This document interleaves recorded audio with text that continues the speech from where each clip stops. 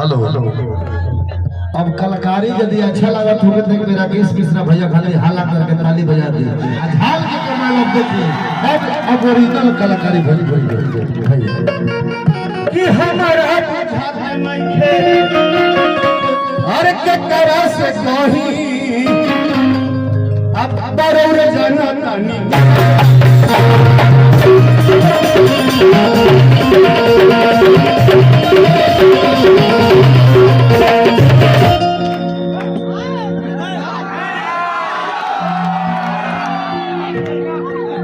कि हमारा बुझात नहीं है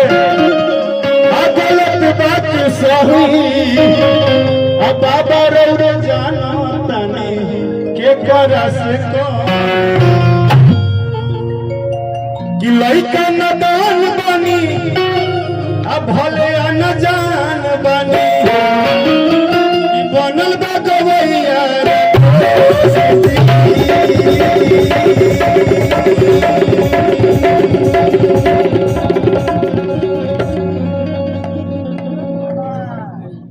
अच्छा भाई अच्छा चलिए गायक माइक नहीं भेले अलाउंसर माइक भेले गायक साथ भेले लड़का के बड़े भाई की तरफ से बहुत पुरस्कार मिला आशीर्वाद मिला ये पुरस्कार नहीं है हम लोग को रुपया कितना भी मिल जाए लेकिन दिल से जब आशीर्वाद मिलता है तो वही हमारे लिए सब कुछ है बहुत बहुत धन्यवाद कि गावे लगा भैया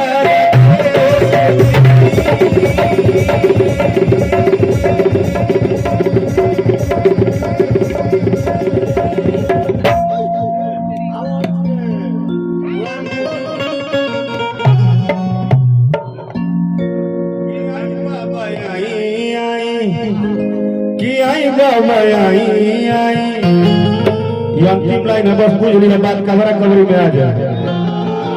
कि आई